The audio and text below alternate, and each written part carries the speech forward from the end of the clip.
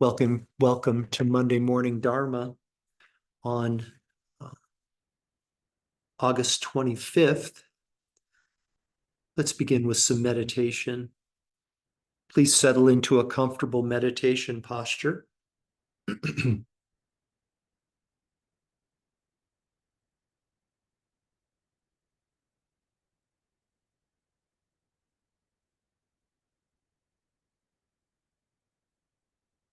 Please try to attain the stillness of the mountain, the groundedness, the stability, the flexibility, the tranquility.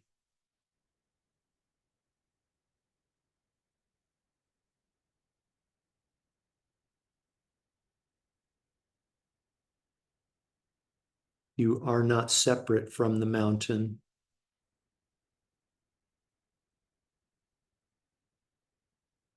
When you're ready in your own time, please gently transition into meditation on the inner body. Become the silent observer of sensations that may start in your hands and your feet in the form of a tingling, perhaps a lightness, perhaps a heaviness, perhaps a pulsation. All that is asked of you is to silently observe.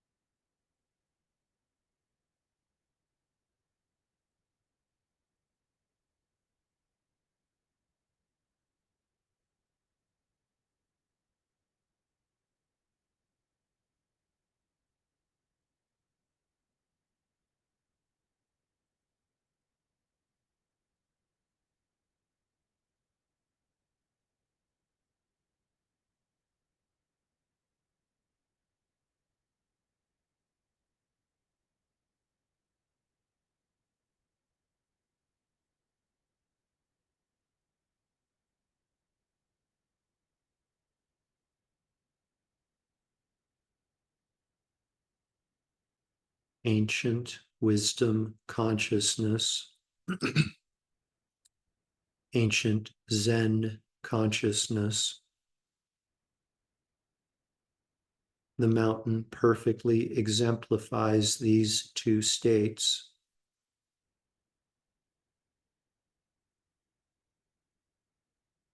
Day after day, year after year, the mountain simply observes silently. Rain may fall on the mountain or not. The wind may blow. The sun may shine.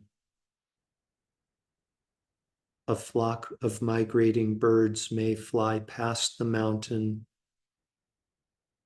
The mountain simply observes silently. No judgment, no labeling, no comparing, no speculation, no expectation. Simply resting in awakened consciousness.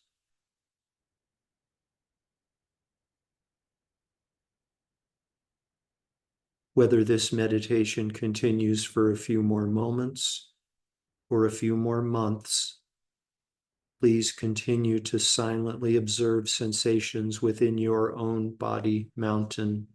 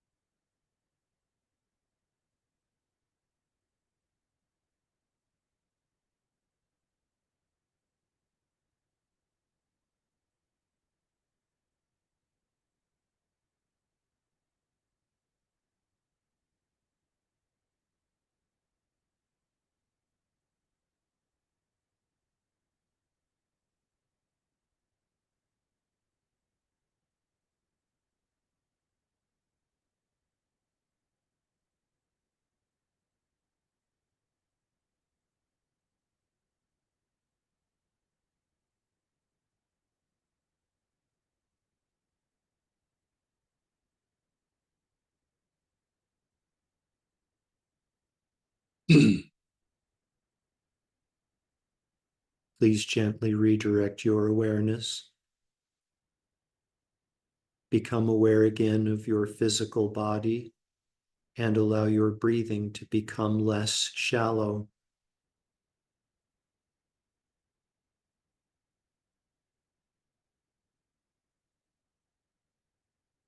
Become aware again of the garments of clothing resting on the surface of physical body. Deeper and deeper breaths as you become aware again of your surroundings inside the room that you're occupying. Become aware again of the world that exists outside of the room that you're occupying. Become aware again of nearby mountains, of nearby countries, of nearby continents, of nearby planets.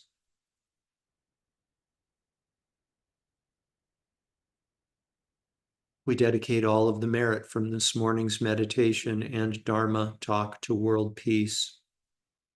May all beings without exception enjoy an abundance of pure air and water, delicious, nutritious food, safe, warm, dry, reliable, affordable shelter, and comfortable, functional, attractive clothing. With everyone's basic needs met, may we all enter and progress on wisdom paths that lead to complete liberation from all forms of suffering.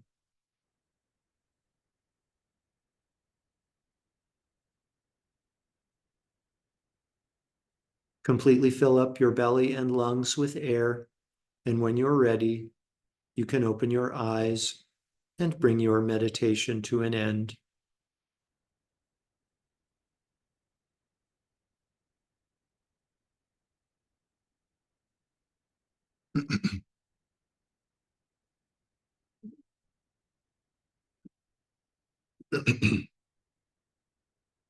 Welcome back, everyone. So we are going through and examining the different obstacles to experiencing our heart of Tsewa. And just to be clear, we're not creating Tsewa, and we're not increasing Tsewa. Tsewa is an innate part of who we are. Really, what we're doing is removing obstacles, getting stuff out of the way, internal obstacles, of course, from our experiencing our heart of tenderness, our warm-heartedness. In particular, the obstacles that we talked about on Friday and we'll talk about today in our next class, excuse me, are the obstacles or the obstacle of grudges. The obstacles of grudges? Grudges. And you will recall that in Friday's class, I invited you to pick a situation where you are holding a grudge. I think we all have them. And to let that be an object of practice, let that be your object of practice as we move through these teachings that are set forth in Training in Tenderness, the text Training in Tenderness by Sigar Kongtrul. If you haven't already picked a grudge, your grudge, which will be your object of practice or the object to which you will apply these suggestions for overcoming grudges, I would invite you to pick kind of a middling grudge, maybe nothing as really traumatic as maybe one of your loved ones being harmed in a very violent way, for example. Nothing too big and too great, and sort of nothing too inconsequential. A motorist on my way to the grocery store didn't use their turn signal, so that's the grudge I'm going to work on. Maybe we pick something more in the middle, right? Room for growth, but not too ambitious. So, excuse me. On Friday, we talked about one method for getting a leg up on our grudge and removing the obstacle of our grudge. And that was to recognize that we have great powers of mindfulness, as demonstrated by the fact that we have such strong mindfulness with regard to our grudges. We don't forget them. We remember them very vividly, very powerfully. Let's just take that powerful mindfulness and apply it to something that benefits us rather than tortures us, and maybe has tortured us for years.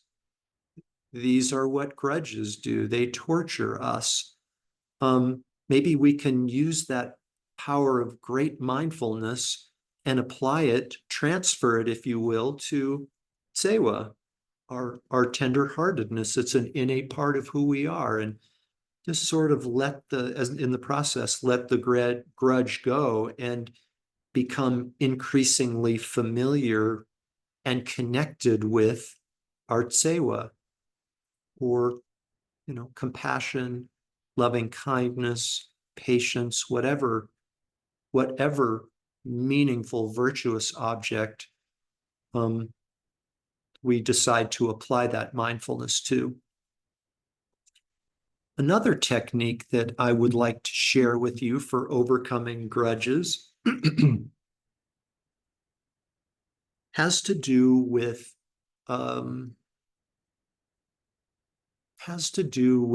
forgiveness. And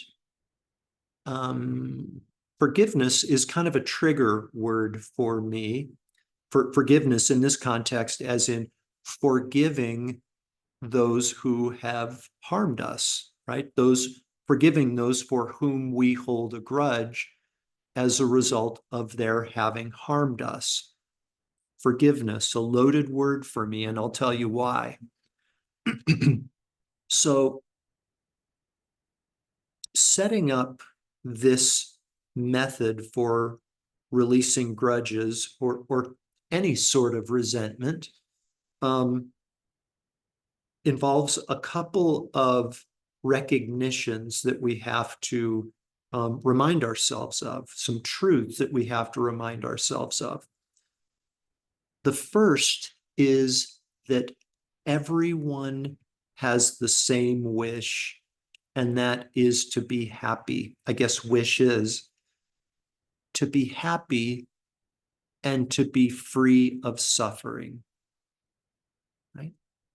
That's kind of the foundation of virtually all Dharma teachings and all Dharma practices, that we all have the wish to be free from suffering and to experience happiness.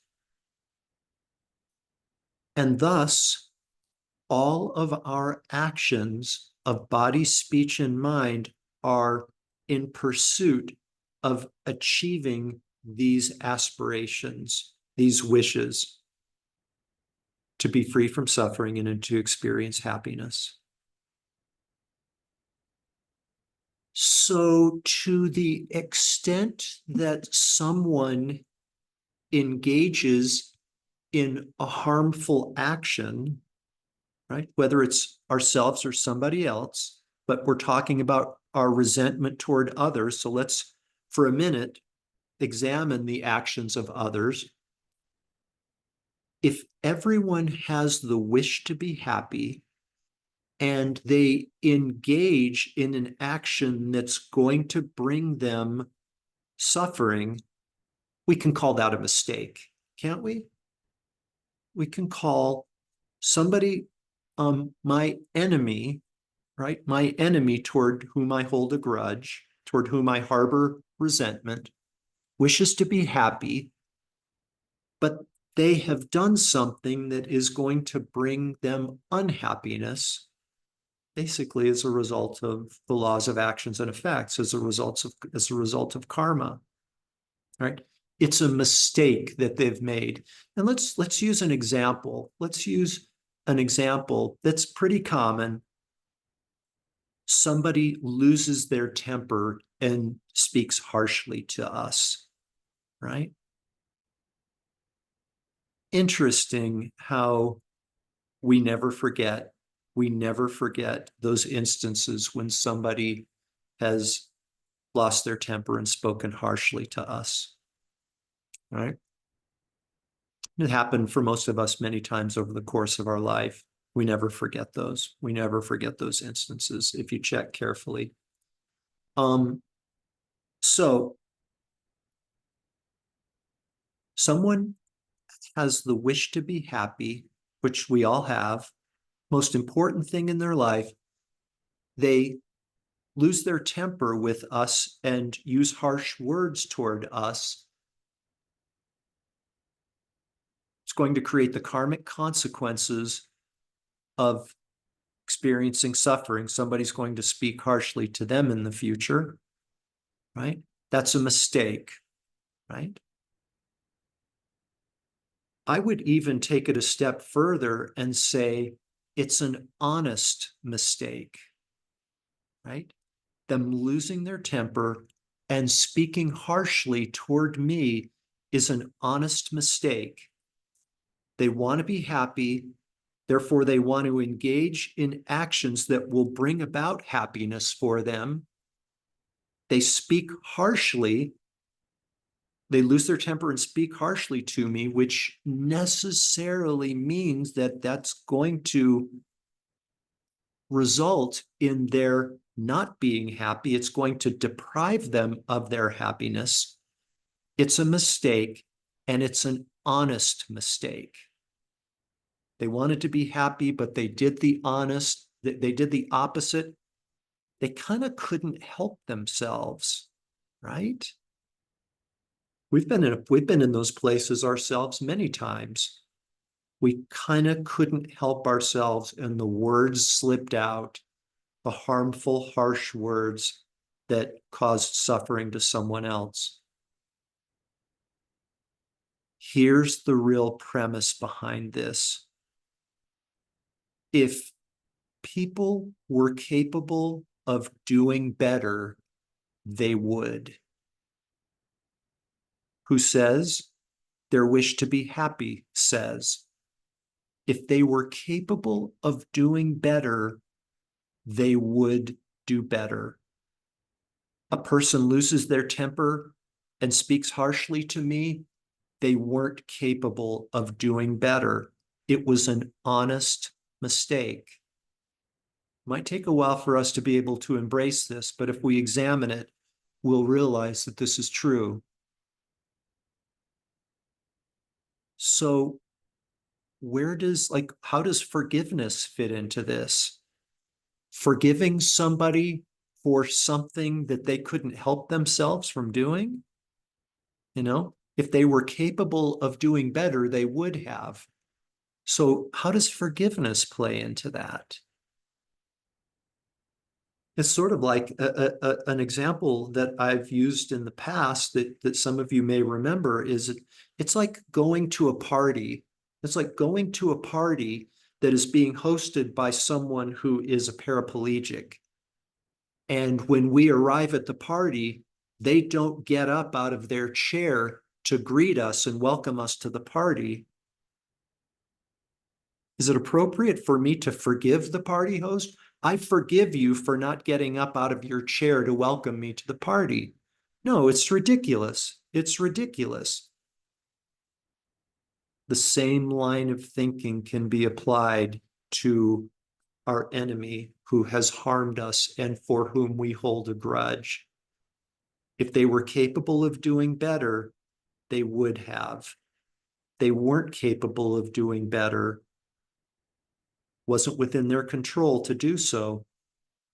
So that's a basis not for us to forgive. maybe to accept their apology if they do, right? There's a difference between forgiving someone and accepting their apology, isn't there?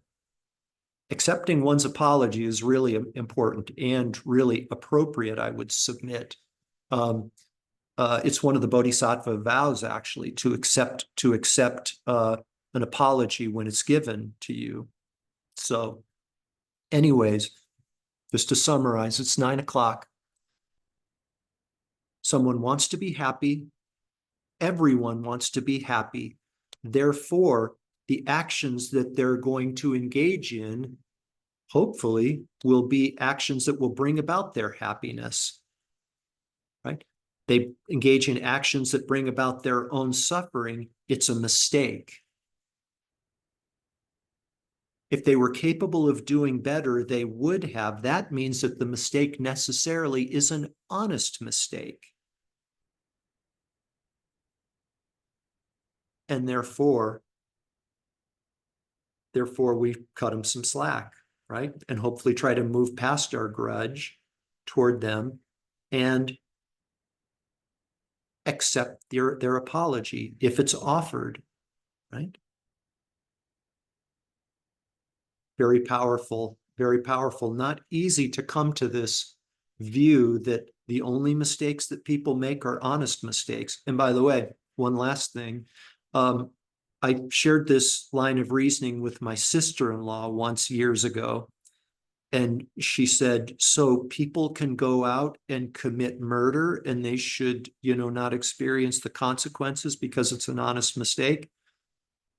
That's kind of a hypothetical intellectual thing, doesn't really apply to our daily lives, which is our main concern here. But if that's a question in your mind, then we're not saying that people shouldn't be held accountable for their actions. They will. The laws of karma say they will be held accountable.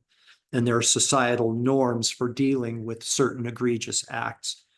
But let's set that aside. What we're concerned about right now is us in our daily lives and how we can remove this resentment, thus removing an obstacle to help us experience our sewa and thus create the causes for our own happiness and inner peace.